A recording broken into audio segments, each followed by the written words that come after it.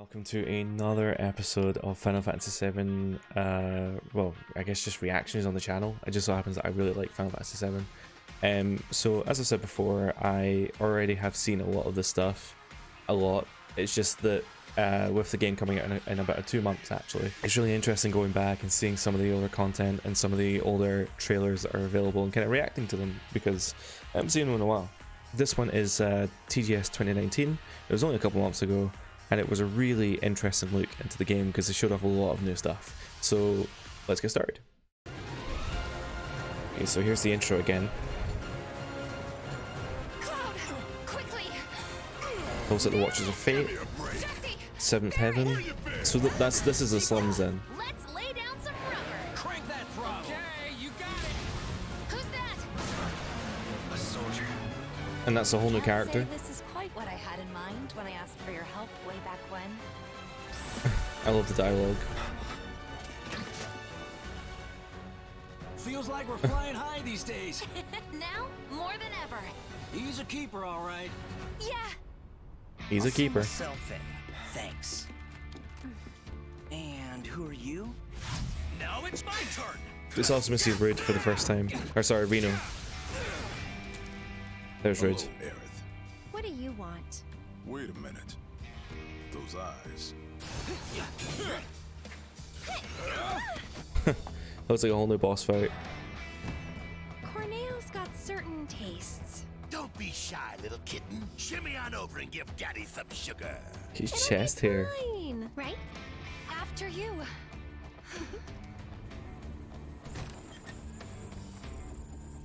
You led us on a merry chase, Aerith.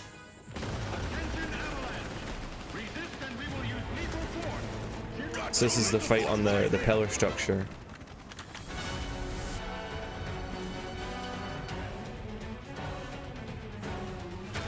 And you get the mini games in there as well. You turn to a frog. Oh, I just love it. There's a new boss fight there as well.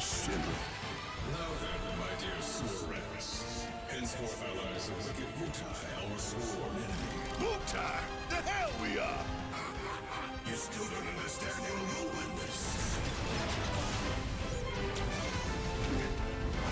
And there's effort. I just forgot how much is in this trailer.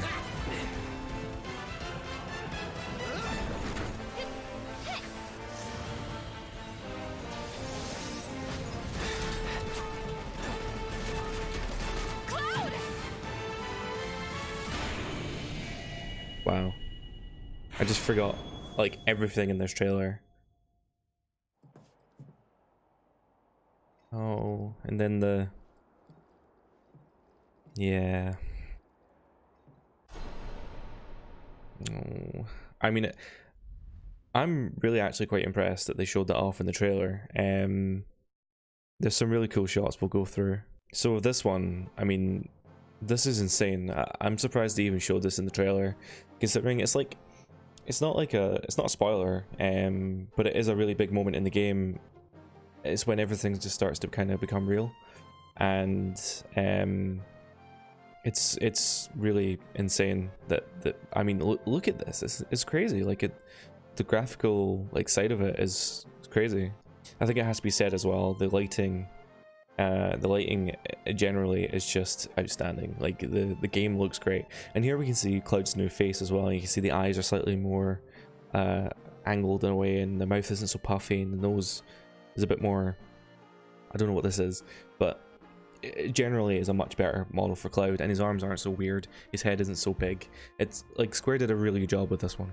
And here we can see some really cool details. So it's never been shown really before. I think it might be shown in Advent Children, but it's awesome that you can have Cloud, like whoever Cloud's facing can actually stand on the sword. Like that's how big and heavy the sword is, and Cloud just deflects Reno's electric staff attack, which is really awesome. So this boss is really interesting. No one's really spoke about it too much, but this boss, I think, is the elevator boss. Now, me and my brother actually have discussed this kind of ad nauseum about how they're going to do the elevator boss in the Shinra building, because is it going to be a moving elevator? Are you going to do it on 2 separate elevators? Is it going to be intact as it was in the original? But we've seen in the gameplay trailer that Cloud is fighting this one, and Cloud cannot fight in the original, so it's probably going to be shifted a little bit. The reason why I think this is the elevator boss is because of the bit on the top. See if I can find a quick image for you. Yeah, so here's a picture of it here. This is it from the original game, and to be perfectly honest, I actually got it from the top part, but now looking at it, it's actually really similar to what it is in the remake. So there it is in the remake, and you see it's still got the wee round bits on the side, and it's got the guns on two guns on its side, and it's got the guns on the top as well, just like it does there. So to be fair, that's actually really faithful. I didn't actually realize that before, but yeah, this is the elevator boss, and in this trailer, or I don't know if it's this trailer or another one, but you can actually see Cloud fighting this in the screenshots as well. So it must turn up at a different part in the game. It's a shame it's not in the elevator, but maybe the elevator scene's still there. Who knows? I'm talking about the scene, but just in general, this shot is really cool because it's cool to see the three of them kind of standing there like they would in the original, but now it's the remake. But also, it had this time in the original, President Shinra turns up in a helicopter, comes out the helicopter, and he's like, "Haha, you can never be Sephiroth," or something like that, and then he goes away, and he throws Airbuster at you.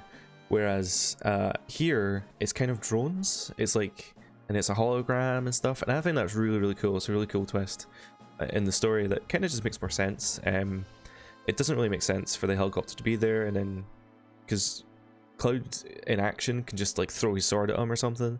With him not actually being there, it kind of adds to that kind of villainous aspect of it. Oh, I've actually never noticed this before, but on her glove, you can actually see that she's got a materia on her.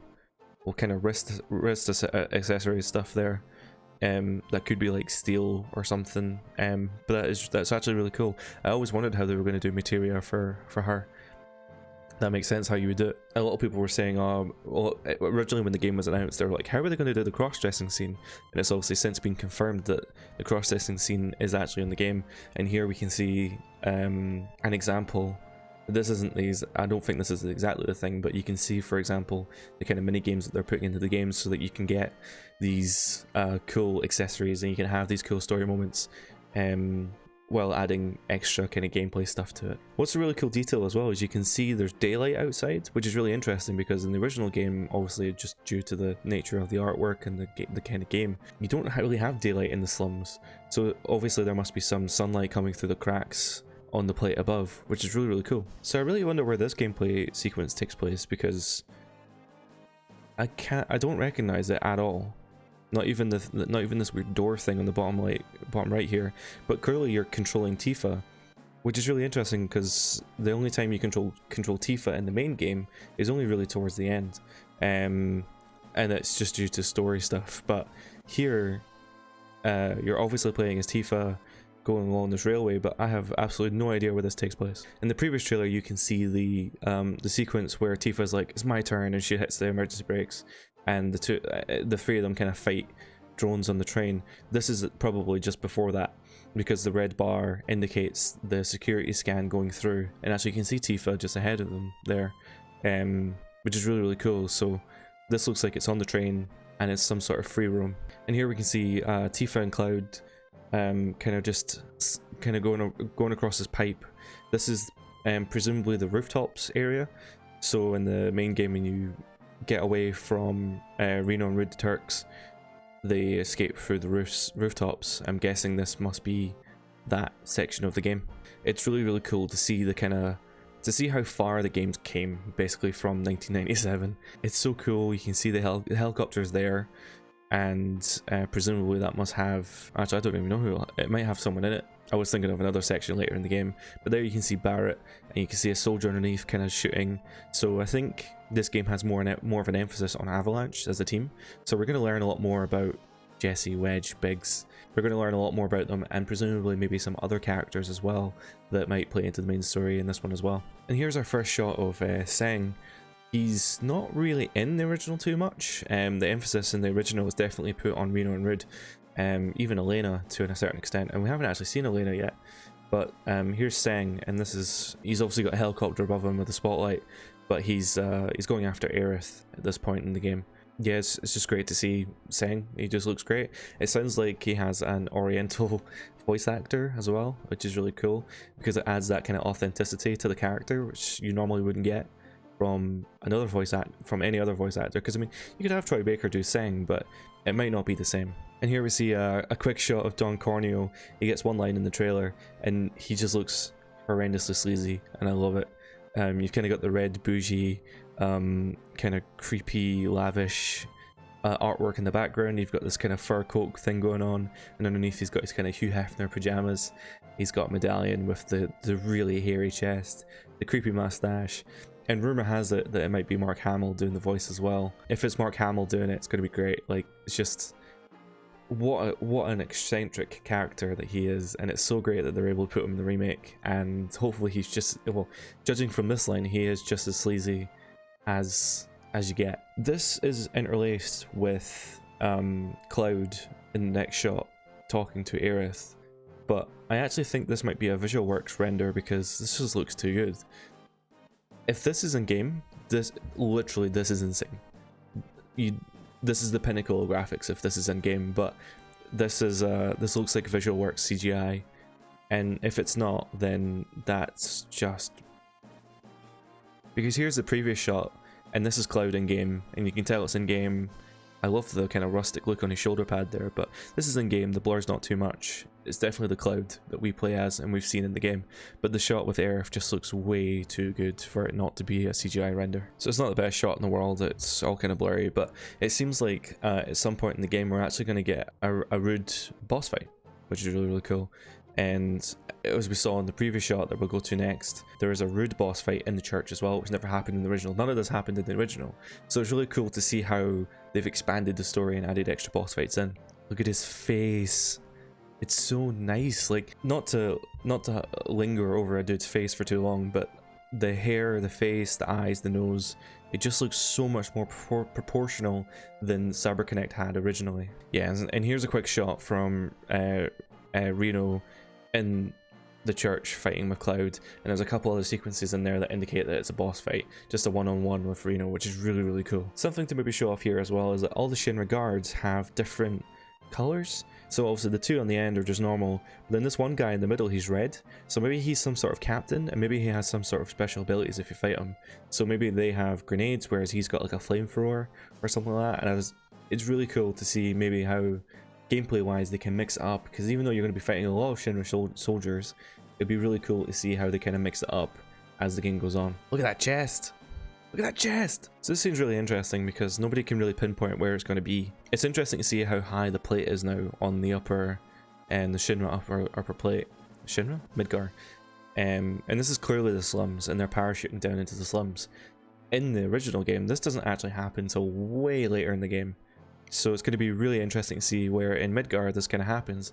I would have to presume it's some sort of reactor thing. They must have to jump off the reactor to get down to the slums or something, but we'll have to wait and see because it clearly has all of them. I love this little voice dialogue sequence here with Tifa as well, because I think this happens in... I thought it was going to be in the Shinra kind of headquarters, but I don't think it is. I actually think this is when... So in the original game, at the very beginning, Cloud goes down to the hidden basement, demands his money, and then has an argument with Barrett and leaves. And then Tifa's like, you know, remember the promise we had, and they have that dialogue. I actually think this time around, Cloud and Barrett have an argument, and Cloud goes back to his room, and then Tifa joins him in his room, and is like, you know, this isn't quite what I had in mind when I asked for your help, and all that stuff. Which is really interesting, that basically the 7th Heaven is going to be a lot bigger than the original game showed, because it's literally just the one bar, and then it's got the secret underground.